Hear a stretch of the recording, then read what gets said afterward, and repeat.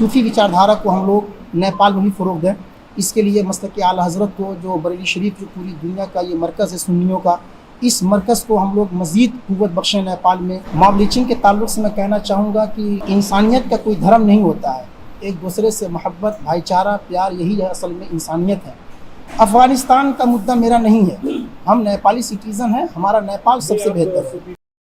आदाब, मैं वसीम अख्तर। 2 दिन से नेपाल का एक प्रतिनिधिमंडल दरगाह आला हज़रत आया हुआ है। इसमें उलमा हैं, पत्रकार हैं और सामाजिक कार्यकर्ता हैं। नेपाल से दरगाह का ताल्लुक़ पहले से ही रहा है, लेकिन जिस तरह से अब आना जाना शुरू हुआ है वो एक मजबूत रिश्ते की तरफ इशारा कर रहा है। उलमा ने यहाँ दरगाह पर हाज़िरी देने के बाद मौलाना सुभान रज़ा खान सुभानी मियाँ और मौलाना एहसन रज़ा खान से मुलाकात की है। उनसे नेपाल में शिक्षा को लेकर बात की, रूहानियत के विषय पर बात की और आगे के लिए किस तरह वो साथ मिलकर काम कर सकते हैं, इस पर भी बात हुई है। 10 उलमा को मौलाना सुभान रज़ा खान सुभानी मियाँ ने खिलाफत से नवाजा है। मतलब साफ है कि ये रिश्ते आने वाले वक्त में और मजबूत होने जा रहे हैं। देखिए, इसके बारे में ये कहना चाहूँगा कि जब तक हम लोग इंसानियत को फ़रोग़ नहीं देंगे तब तक मुल्क में अमन और शांति पैदा नहीं हो सकता है। सबसे पहले हम लोगों को ये जानना चाहिए कि हम सब लोग एक इंसान हैं और इंसानियत का कोई धर्म नहीं होता है, एक दूसरे से मोहब्बत, भाईचारा, प्यार, यही है असल में इंसानियत है। मॉब लिंचिंग के ताल्लुक़ से मैं कहना चाहूँगा कि हुकूमत हिंद को भी इस पर ख़ास तवज्जो देनी चाहिए और पूरे मुल्क हिंदुस्तान में इंसानियत और आपस में जो एक दूसरे के ताल्लुक़ से जो अच्छे नज़रियात हों उसको फ़ॉलो करना चाहिए, मोहब्बत को फ़रोग़ देना चाहिए। यही हम लोगों का विचारधारा है इसके ताल्लुक़ से। अफ़गानिस्तान के मुद्दे पर कैसे स्टैंड रखते हैं आप? और अफ़गानिस्तान का मुद्दा मेरा नहीं है, हम नेपाली सिटीज़न हैं, हमारा नेपाल सबसे बेहतर है। हम उसके ताल्लुक़ से कुछ नहीं कहना चाहेंगे। वहाँ का मुद्दा है, हमसे आप नेपाल के बारे में सवाल करें, मैं नेपाल के बारे में बताऊँगा आपको। हमको तालिबानियों से कोई वास्ता नहीं है, हम नेपाली सिटीज़न हैं। हम ये चाहते हैं कि नेपाल और भारत का जो रिश्ता है, सदियों से जो रिश्ता बेटी रोटी का चला आया, इसको मजबूत किया जाए इस रिश्ते को, और हम यही चाहते हैं। बरेली शरीफ आने का मकसद यह है कि यहाँ से, जैसा कि अभी मीटिंग भी हुई है, उलमा, राष्ट्रीय उलमा कौंसिल नेपाल और तंजीम उलमा इस्लाम, ये बाहमी तौर पर मुत्तफ़क़ा तौर पर इन्होंने फैसला किया है कि सूफ़ी विचारधारा को हम लोग नेपाल में भी फ़रोग़ दें। इसके लिए मस्तक आला हज़रत को, जो बरेली शरीफ जो पूरी दुनिया का ये मरकज़ है सुन्नियों का, इस मरकज़ को हम लोग मज़ीद क़ुव्वत बख्शें नेपाल में। इस हिसाब से हम लोग यहाँ पर आए हैं कि वहाँ पर काम कैसे हो सकता है मसलक का। आमतौर पर ये देखा जाता है कि शिक्षा का अभाव होता है मुस्लिम समाज में। नेपाल में क्या स्थिति है? नेपाल में अभी नेपाल सरकार ने माशाअल्लाह शिक्षा पर काफ़ी तवज्जो दिया है और मदरसों पर भी काफ़ी तवज्जो नेपाल सरकार की है और हर तरह से शिक्षा पर नेपाल सरकार की काफ़ी तवज्जो है। नेपाल सरकार ने मदरसों को काफ़ी डेवलप किया है, हर तरह से नेपाल में मदरसों को सुविधा उपलब्ध की हैं। वहाँ के उलमा को, यहाँ की मार्कशीट, मुंशी मौलवी आलिम की मार्कशीट को नेपाल सरकार ने मान्यता भी दिया है और बहुत अच्छे ढंग से नेपाल सरकार शिक्षा पर काम कर रही है। दरगाह आला हज़रत पर नेपाल के उलमा हमेशा आते जाते रहे हैं, मगर आज जो उलमाए नेपाल की आमद हुई है ये एक बहुत ख़ास मकसद के लिए है। वो मकसद ये है कि नेपाल में कट्टरपंथी विचारधारा के लोगों की तादाद बढ़ती जा रही है और वो लोग वहाँ पे पैर अपने पसार रहे हैं। तो दरगाह आला हज़रत के सजादनशीन हज़रत मौलाना सुभान रज़ा खान साहब सुभानी मियाँ साहब की दावत पर ये उलमाए किराम यहाँ तशरीफ़ लाए और इस सिलसिले में काफ़ी तफसीली बातचीत हुई कि वहाँ पर सूफ़ीज़्म का प्रचार प्रसार किया जाए और सूफ़ी विचारधारा को बढ़ावा दिया जाए। नेपाल एक गरीब मुल्क हिंदुस्तान के मुकाबले, कैसे एजुकेशन को हम लेकर करते हैं? क्या हमारा सिस्टम क्या है? एजुकेशन का सिस्टम गरीबी से ज़्यादा लगन पर डिपेंड कर रहा है। बहुत अमीर आदमी है और नहीं खर्च करता एजुकेशन पर, तो गरीब है वो। हम गरीबी के रेखा के तो ऊपर हैं, लेकिन फिर भी हम ज़्यादा पैसा खर्च करते हैं। जैसे इस साल अभी हमने हाई स्कूल के मदरसों को 10.5 लाख रुपया अनुदान देना शुरू किया है इस साल से। ये 2,40,000 से बढ़कर 10.5 लाख रुपया हो गया।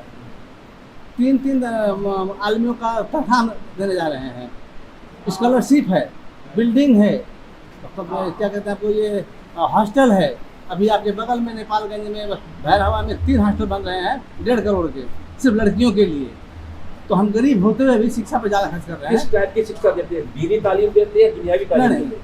हमारे वहाँ शिक्षा मेन स्ट्रीम में जा रही है, मेन स्ट्रीम गवर्नमेंट के मेन स्ट्रीम में। हम गवर्नमेंट के सिलेबस के माध्यम रह करके गवर्नमेंट के सिलेबस को अपने भाषा में ट्रांसलेट कर करके हमारा जो इंडिकेटर है, इंडिकेटर बेस शिक्षा देते हैं।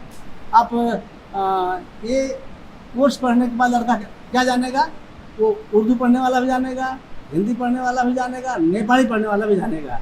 उसमें हमारा कंप्रोमाइज़ नहीं है। जो लर्निंग का बिंदु है उस पर हम समान है। पॉपुलेशन के हिसाब से कितने परसेंट मुस्लिम है? 4.6। 4.6 जी। कितने करोड़ में? लगभग 22 लाख। 22 लाख। जी। तो 3 करोड़। एक स्कूल एजुकेशन, एक कॉलेज एजुकेशन या यूनिवर्सिटी एजुकेशन, एक सामान्य शिक्षा या आधार, नेपाल में उसका आधारभूत नाम है, या क्या है इंटरमीडिएट तक की शिक्षा। इसके ऊपर की शिक्षा यूनिवर्सिटी का काम है देना, ठीक है। लेकिन इंडिया एक ऐसा जगह है जहाँ मदरसे के अंदर MA BA PhD की पढ़ाई होती है। लेकिन उनको जॉब नहीं मिलता आसानी से। तो वही क्या मतलब हुआ पढ़ाने का? नहीं तो पढ़ाने क्या मतलब हुआ?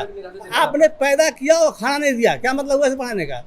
हम इससे बेहतर हैं, हम इससे बेहतर इस मामले में हैं। हमारे वहाँ BA की पढ़ाई यूनिवर्सिटी में होती है, हमारे वहाँ BA की पढ़ाई मदरसे में नहीं होती है। अब आपके हिसाब में, आपके माध्यम से मैं कहना चाहता हूँ कि नेपाल में मदरसा एजुकेशन बिक्री में है। आप लोग खरीदिया करके अपने बच्चों को नेपाल भेजिए, और इंटर पढ़ने के बाद BA की पढ़ाई यूनिवर्सिटी में होगी, इसका मैं गारंटी देता हूँ। ओपन यूनिवर्सिटी है, संस्कृत यूनिवर्सिटी है। यानी आपका मतलब ये कहने का कि यूपी की एजुकेशन से बेहतर है नेपाल की एजुकेशन? सिस्टम बेहतर हो गया। हाँ, सिस्टम बेहतर हो गया। हमारे वहाँ इंटर पढ़ने के बाद BA की पढ़ाई किसी मदरसे में नहीं होती है। एक मदरसे उसके बाद रोजगार के मुद्दे पर क्या है? तो बात की बात है, तो जस्ट गोइंग टू स्टार्ट।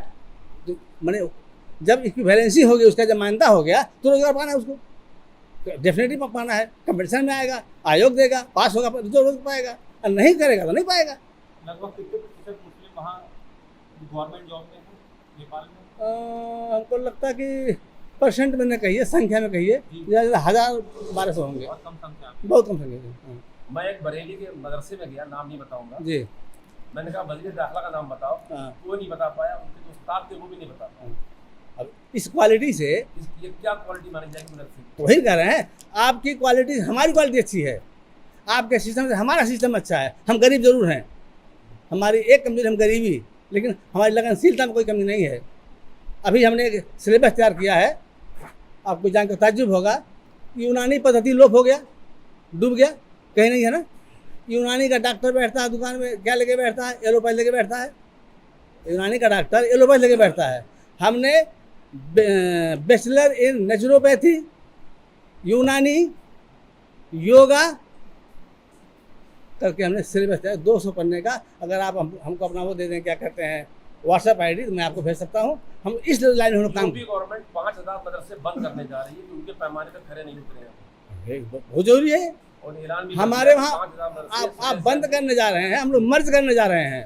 अगर हमारे इंडिकेटर के हिसाब से खड़े नहीं उतरते हैं, तो उनको दूसरे बड़े मदरसों में जो इंडिकेटर के काबिल हैं उन्हें मर्ज कर दिया जाए।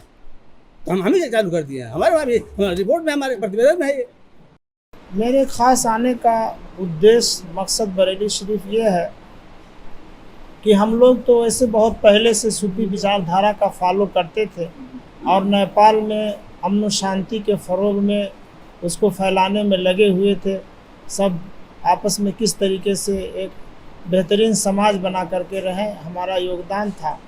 लेकिन हमारा पर्सनल आना जाना हमारे उलमा का रहता था, तो हम लोगों ने दरगाह आला हज़रत के सज्जादा नशीन साहब क़िबला मद्दज़िल आली व नूरानी से गुजारिश किया कि अगर सूफ़ी विचारधारा का सिस्टमेटिकल प्रोग्राम अगर नेपाल में भी बरेली शरीफ से फॉरवर्ड किया जाए, तो हम लोग उसका पालना करके नेपाल में अपने हिंदू मुसलमान तमाम रिलीजियस के लोगों को एक साथ मिल करके एक बेहतरीन ह्यूमन बीइंग को हम लोग नेपाल में सेटअप कर सकते हैं। और ये जो यहाँ सिस्टम है सूफी विचारधारा का, हम उसको नेपाल में कैसे शेयर करें, और उसकी कुछ मालूमात के लिए हम यहाँ नेपाल से आए हुए हैं। नेपाल गवर्नमेंट से आपको पूरी मदद मिलती है?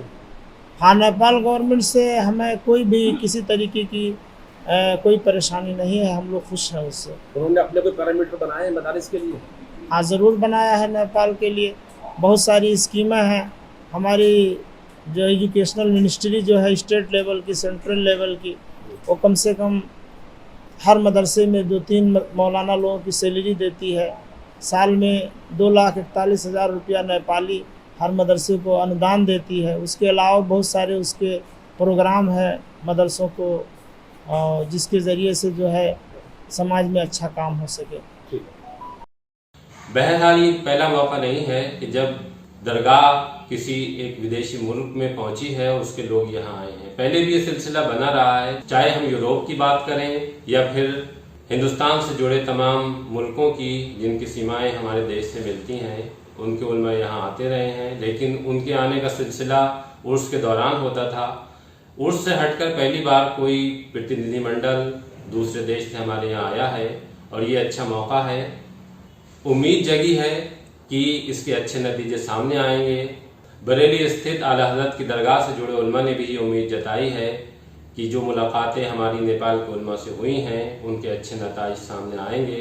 दोनों उलमा शिक्षा पर काम करेंगे, इंसानियत पर काम करेंगे।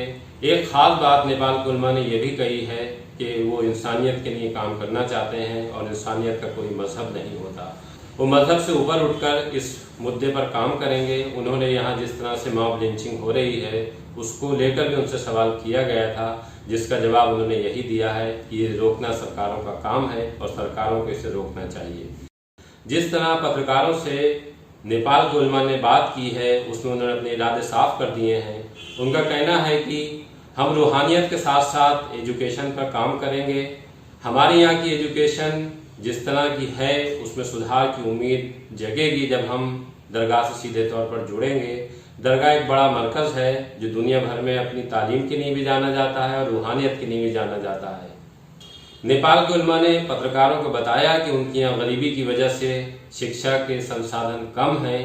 इसको हम बढ़ाने की कोशिश में लगे हैं, जिसमें हमें नेपाल की सरकार भी सहयोग कर रही है। पत्रकारों ने उनसे तालिबान को लेकर भी सवाल किए, जिसका उन्होंने साफ मना कर दिया कि तालिबान से हमारा कोई मतलब नहीं है, हम नेपाल से आए हैं, हमसे नेपाल की बात की जाए।